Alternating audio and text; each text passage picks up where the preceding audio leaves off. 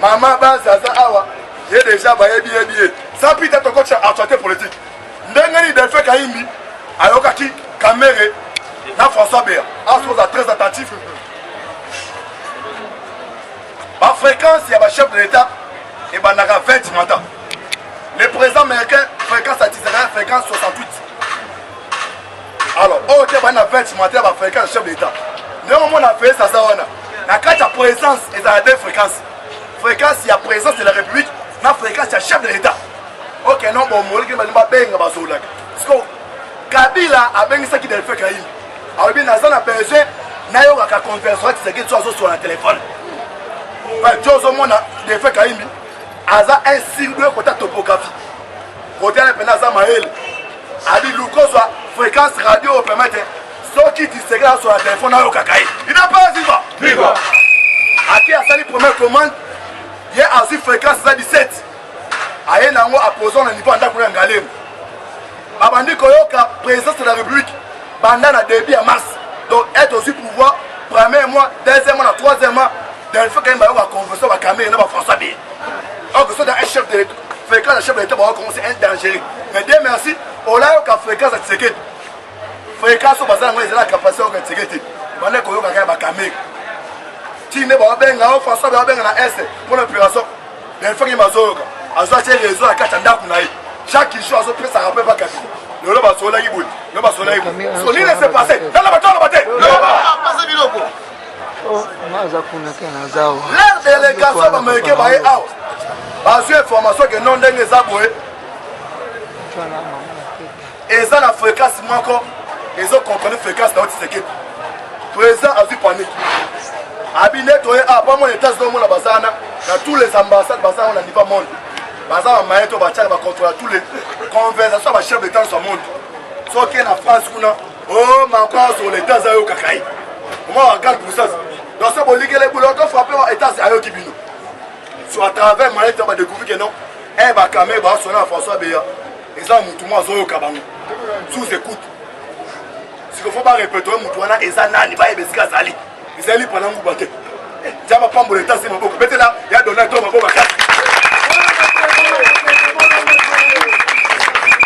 La Mouka, partenaire autre aux États-Unis, je vous voyez, comme les bêtes à me là pas. On va pour la moto pour la 5 à 10 à 2. Bambou le bé! Vous répétez, bambou le bé! Joseph Boulot qui a voté. Numéro 4. En Afrique, il y a un numéro 4. Je suis au team de la maçonnerie au team de la politique. Ils sont comprenants en hauteur. Il y a Chichi, dans un aéroport, tout dans la foule là-bas. Un jour, publication là, Kabyle. 2020, Peka Chilo. Et qui était 2020, Chilo.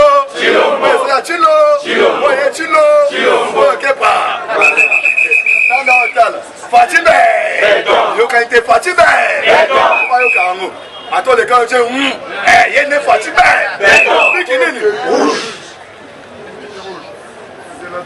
Yo lika kolia. Donc ça m'a dit vous la fois toi ben ko yo likolia o leso aussi ça mon. Donc fille les a kolia. Alors, les adresses avec il faut pas répondre ba. Na nyango azoyoka. Fréquence il y a présence de la République. A dépêcher des émissaires ba yé. Ba comme costume voyez. Eh ba camé ba sur un téléphone. Ba ni ko lena ba fréquence wana ba o découvrir non, muto azo surveiller azo ka fréquence à présence de la République. Aza la carte Kinshasa. Alors faut qu'on identifie banda kuna ça. Kala, ça li pendant ngoubaté. Yépe kuna de fait quand bazali Maël. Donc dès que bando yo qui la présence de la République, pour d'abord reporter passe. Donc ça va quand même sur le téléphone, pas hier coach au Kabam. Sur les Américains va se que non, il faut faire très attention. Malgré bazo kayote, bazo ka cabinet na yo. Baye bazo ça nan. Les Américains mené banquette, baye ko découvrir Ngalem à travers GPS. Un caméra bien sur le téléphone, un mouna il faut voir sur là. Hier, François n'a ni de fait qu'il avant de courir avant sous écoute. Bah au découvrir on est en Ngalem. Babi non tala mutation kaza mutute. Kabila sur bis de fait qu'il non. Souci dans les aïna au connaître ce qui a commandé deuxième lot va gagner un niveau aéroport a débloqué plus de 3,5 millions dans des cas qui n'ont que ça. Donc pour la conversation de sécurité. Mais le président sur le code a dit que non, il ne faut pas empêcher mon temps voyager. Mais le fait des gens qui fréquentent un danger permanent. Empêcher les faits Kaïmi. Eh bien, interroger, attendre 8 personnes. Parmi les 8 personnes, 3 suspects pour attendre qui. À 3 suspects, on les a Yemoko, Lukaku, Namou, Namou, sont portés disparu. C'est lui. Le combattant, on a un téléphone, on a un téléphone. Aza Aja Trakata. Aza collaboratrice de Delphin Kaïmbi. Dès que le 1er mars, tous les mois, c'est Azazi. Donc nous avons watcha pour là, pour ça numéro nanga, eux za pouvoir na biso. Batala muko bola na bangote. Ce tiré ba ki ba le ki tiré di abando CP. Donc voilà ndama moi ça n'a pas porté disparu. Asa la ba secret ma case. Pendant le 1er mars, asa porté disparu. Ce qu'on sur bengi la police, ce qu'on sur bengi tout ça ba numéro oyo. D'autres avena ba kondia, il y a la police, il y a armée.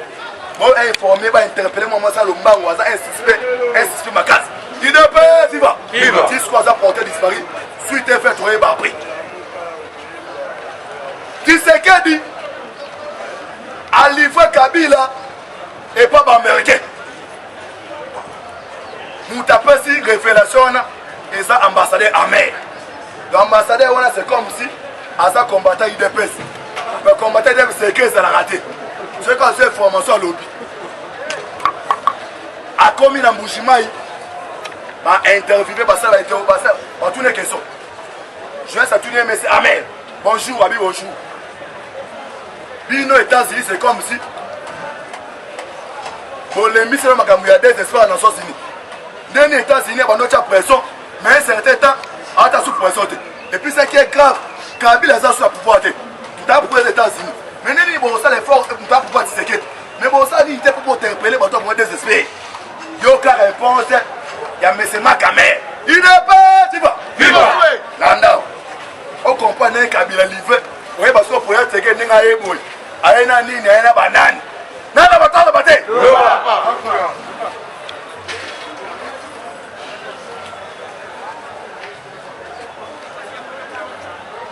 Lobby. Les ambassadeurs ambassadeurs Abina Moutouachi. Ambassadeur États-Unis. Il n'y a pas l'église. A comme des cocos swing. Mais à que nous fourrons un coco swing, il faut pouvoir dans la montée. C'est ce qu'on peut faire. Il y a des personnes. Il y a des ambassadeurs qui ont été comme une partie politique. Mais il y a des gens qui ont été. Mais il y a des relations avec les séquelles. Il y a des lettres, c'est de papa. À sa lettre, non, Botini, émissaire, émissaire, va sommier. Pas encore au le mois. Allez là, tu sais qu'il y a dans le monde. C'est ambassadeur dans le moutouage. Il faut que vous fourniez les classes dans le monde. Nous avons aussi un ambassadeur dans le moutouage. Voici pas 2020 ans, nous sommes. Ambassadeur, il y a un gazana, à zo représenter États-Unis. Ma bini moutouage. Allez, petit lui avouer. Tu vas aller.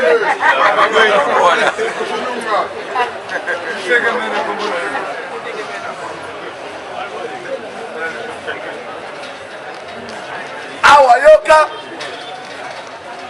Avant la côte à dossier aux États-Unis. Ok, général Mundos. On va suspendre les États-Unis. Elle va coûter pour être séquette. Parce qu'il y a comme 4 généraux à l'ONU. Mundos, elle fait quand même la journée. Les Américains vont être après. Pour aider dans tous les volets. Volet social, volet news. Mais pour aider 4 généraux à l'ONU. Pas à suspendre. Si on ne peut pas t'aller à président Bibo. Comment ça pour le chasson? On a bien tout 4. Avant de se faire la boule. Alors, maintenant, on a un mandat peuple. Peuple, on rend compte de 2023. Alors, on a besoin d'Alia, on a besoin de ton là. Mais puis, notre présence de l'armée. Les Américains vont se faire la communauté. Comme vous allez au travail, vous avez des soldats. Mais le président américain a fait des scènes dans l'armée, ils ont petit mon coffre, va se bénir. Général Miss, ça va petit, on a 17 ans, on a Ouganda. So que quand on a mis ça, a mis son nom, pas la route. So pour ça qu'on a la décoration de son nom, dans la pilon na binoyo. Et so c'est ma partenaire n'a pas, moi je fais ça à Exact. Moi je fais tout ça pour toi aider. Pour toi aider, on va créer ma misala, na mboka na yo, on peut tout misala. Toza na posa 4 généraux oyo, olongola bango. So pour ça ben avec bon matori, il n'a pas si va. Alors bien on va l'effacer politiquement. Mais général Amisi comme ça là-bas. na ba hectare na kuna niveau ya est oyo bisala ba or abi a na ba suspend ngana za so ok ba lendi nous avons ça comme lundi ba sole beta dès déjà ba c'est carté del fait kaimbi ye moi mi bomi boyoki rapport ya conseil des ministres singo ba kangiera singa wana eza na poison polonium baye ba te sko akufeli libanda be na kati ya ndako ba président pese rapport non bandezo mais singo ba kuchu wana kingo ba sal test ade ba trouver poison wana so c'est mon ami demi kana elamba ya liput et c'est poison ou de l'autre donc c'est ça que ba bomela ke libanda de ba ko tsa kati ya ndako ba suis moi c'est ba benye kanga muno les Américains président déjà deux personnes ba kei del fait quand même ina mundos wana mama na mutu mabe ye ba do def ça ba soda ba mbongo on va foutre soda 150 000 c'est moi ça soda benge déjà pas que non ah moi na sobe il y a des soda 100 000 francs je vais foutre ça 150 000 aza munyoso mona no sala ba so soda la fond kuno mona azokunda mais ça là ne mona raté et pour toi awa aza intérêt aza résident civil pas daté pas de sortie parce que so mi bani John Numbi là ami c'est un mot fort ami c'est un mot nele so président a ce soir là bas ba pêche na bango moi le kabila no ça ba tabi ka all in mas basimi a ti seka bana bas le président ça là bango ami c'est pas on est ça wa comité général ami c'est interdit à obima o ka pepe John Numbi laisse maman ba dernier arrêté pendant yona so yoka e batuni ambassadeur États-Unis question babi bino ba américain kabila lesi bino mbongo deux experts à Nations Unies banda ba kufa pour le blanc souté yoka réponse ya monsieur Marc Ahmed dochite out à la question de savoir pourquoi les Américains et ses douanes ont-ils fermé les yeux face à l'assassinat de Michael Chap et Zad Catalan. L'ambassadeur Amer Makinjit répond Landa. Ce n'est pas vrai. Abeza le Kouta. L'océan a tobomi mototé. A continué. La semaine dernière à Washington. La semaine dernière à Washington. Lorsque le secrétaire Pompeo a rencontré le président Tshisekedi, nous avons exhorté la justice dans le cas de Chap et Catalan. Abi journaliste de information. Président Tshisekedi, Tindenge a outi na États-Unis a kene kutana Pompeo. Baboda qui dossier de essais wana. So yo ka réponse à Fati. Na la bataille. Fati Beto. Alobi, e ba kutana Pompeo. Batuni Félix. Des esprits na Nations Unies ba kufa. Yo olobini. Oko livrer bato ba livrer ba rote. Yo ka réponse à Fati. A répondre, oui ba so kabelinga zawa. Bilé qui bisani le Nikoki. Alobi, le président a réitéré son engagement à découvrir le coupable. Le président a réitéré son engagement à découvrir le coupable. Et puis à continuer. Elle est tenue responsable. Peu importe qu'il s'agit. Peu importe qu'il s'agit. Donc à Tessa Kabila, Fatou Bessoula Fana Fachibeto, au niveau des États-Unis. Tous les Bossenga Bakombo. Les États-Unis, moi dans ces pays, les Américains. Au FMI, ONU, Bango, Badirijan. Bani Afghanistan, nous avons passé donc mandat d'aller en français, Bani Makas. Parce que le deuxième pays, RDC, Batuli Fachi Beto. Après ça, on va dire que Awa, Babino, Pessi Kombo, fille ne cause à danger. Au sein de la sécurité, Tshisekedi a quitté le jeudi vers le soir. Elle a commis dans le monde entier. Et ça, le pays m'a encore c'est le Coran. Mais quand vous batou, Fati a quitté le Rwanda aux États-Unis. Ce qui est dans le niveau Rwanda, Paul Kagame attend la mallette, sa qualité.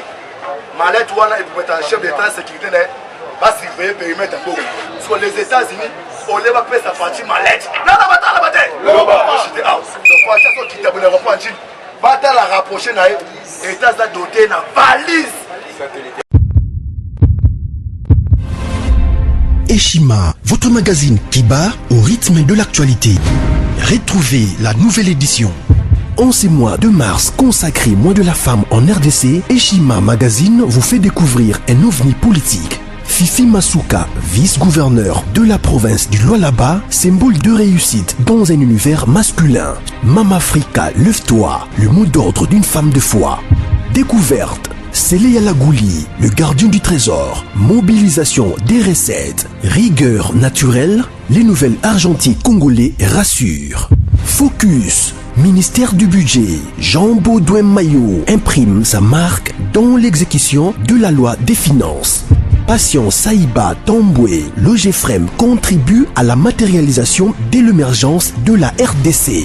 Dossier Eshima, nomination des hauts magistrats, lueur d'espoir. Nation, interview de Christian Matata. Augustin Kibassa annonce un projet intégrateur pour booster le secteur du numérique en RDC. Bourse d'études, amélioration des conditions et complicité avec les étudiants, Thomas Luaka Losenjola convainc. Michel Moulumba Tumpaka, les modèles de réussite et de loyauté pour la jeunesse. Culture, Mwanankazi, un statut familial particulier. Retrouvez l'intégralité du magazine Eshima dans les kiosques. Eshima Magazine, un nouveau standard d'information.